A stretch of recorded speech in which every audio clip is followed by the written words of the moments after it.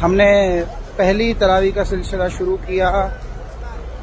अल्लामा इकराम साहब, पहली तरावी तो चांद रात को मैंने घर के पास ही पढ़ी, क्योंकि प्लानिंग नहीं होती, पहली रात होती है तो बहुत ज़्यादा अफरा तफरी वाला माहौल होता है। पहली रात हम एहतमाम के साथ गए अल्लामा हाफिज इकराम साहब की मस्जिद में, जामा मस्जिद अबू ज़र गफ्फारी गुलिस्तान जौहर में। तो एक रात पहले मैंने अल्लामा साहब को बताया कि मैं इंशाअल्लाह आज आपकी मस्जिद में हाज़िरी दूंगा। तो उन्होंने मुझे शेड्यूल बताया कि भाई हमारे यहाँ पहले तरावी से पहले दर्स होता है। यानी शायद वो ये बताना चाह रहे थे कि अगर आप कहीं से नमाज अदा करके आना चाहते हैं तो आप अदा करके सुकून से आ जाएं इशा की, ताकि उसके बाद आप तरावी को जो सुनने का आपका सिलसिला है वो हो सके। अच्छा, अल्लामा साहब को जो अक्सरियत जानती है वो उनकी शीरी बयानी की वजह से जानती है। तो मेरे लिए ये भी सादत थी कि मैं उनके बयान को सुनता।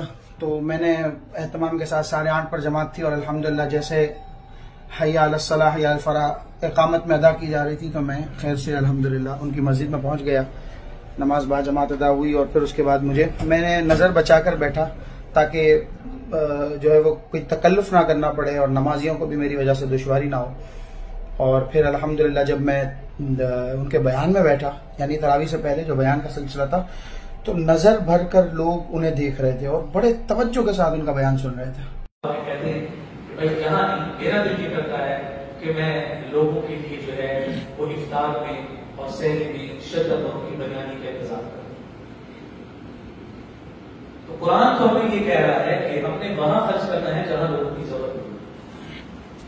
कहां खर्च किया है? यानी ऐसा महसूस हो रहा था कि लोग बड़ी तलब के साथ उन्हें सुनने के लिए दूर दूर से आते हैं। और फिर सूरह आला उन्होंने इशा की नमाज में पढ़ी, यानी आला आगाज किया।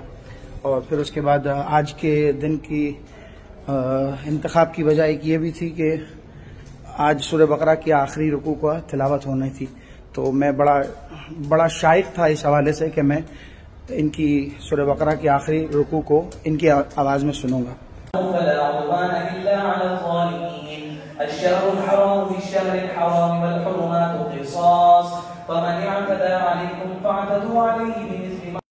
अच्छा, जब बयान जारी था तो मुझे थोड़ा सा, मैं चूंकि जोहर से निकला हुआ था, जोहर के बाद भी कसीदा बुदा शरीफ, असर के बाद भी दुरूद अकबर शरीफ का ख़त्म, इतवार का दिन था, तो वैसे ही थकन लगी। तो मुझे थोड़ा सा, अच्छा खुलासा तरावी मैं खुद भी करता रहा हूँ, तो मुझे ज़रा नींद का गलबा आया कि, लेकिन जब मैंने पीछे मुड़ के देखा, तीसरी चौथी सफ में मैं था, पीछे मुड़ के मैंने देखा तो माशाल्लाह एक, जैसे मैंने बताया कि लोगों की कैफियत बनी हुई थी कि बड़ी तवज्जो के साथ सुन रहे थे और मतलब नज़र नहीं हट रही थी। और फिर जब एक और बात मुझे बड़ी, एक प्लस पॉइंट ये भी शामिल करूं कि वो जब आयत बताते कि भाई आयत रिबा आ रही हैं या आयत मुदायना आ रही हैं या आयत बिर आ रही है, तो जब तरावी में पढ़ा जाता तो लोगों की दिलचस्पी और तवज्जो बनी रहती है। कुल्लु नफ्सिन ज़ाइक़तुल मौत व इन्नमा तुवफ़्फ़ौना उजूरकुम यौमल क़ियामह फमन ज़ुहज़िहा अनिन नारि व उदख़िलल जन्नत फ़क़द फ़ाज़ वमल हयातुद दुनिया इल्ला मताउल गुरूर।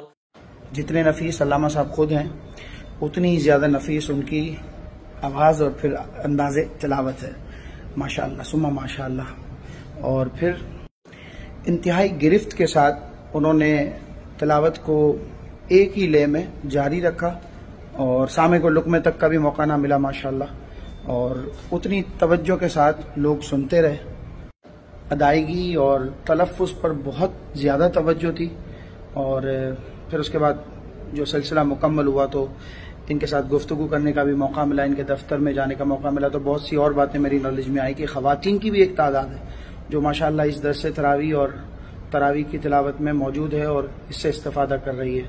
दौराने गुफ्तगू जब मैं हाफिज़ साहब के साथ बैठा था, इकराम भाई के साथ, तो मुख्तलिफ नमाजी आ रहे थे और उनसे मुलाकात का सिलसिला रखे हुए थे। तो ये भी एक समझे कि इजाफी मस्बत पहलू है कि इमाम से लोग इस हवाले से बड़े मरबूत रहें। और अल्लामा साहब भी बड़ी खंदा पेशानी के साथ हर आने वाले नमाजी को वेलकम करते रहे, उनकी बात को सुनते रहे।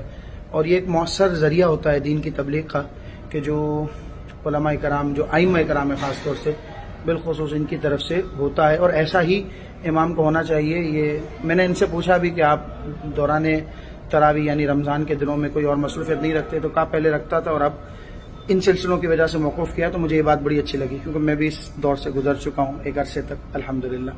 तो ये थी आज की तरावी की रूटीन। और दौरान गुफ्तगू आपने उन सिलसिलों को भी सुना होगा, देखा होगा बल्कि आपने नज़र से, जो मैंने थोड़ा थोड़ा सा क्लिप लिया है। मुख्तलिफ व्लॉगिंग वीडियो बनाने का मैं मौका मुनासिब भी नहीं समझ रहा था और मुझे इतना प्रॉपर अच्छा भी नहीं लगता नमाज के दौरान इस तरह के सिलसिले को, लेकिन जो छोटी छोटी क्लिप मैं ले सका वो आप मुलाहिजा कीजिए।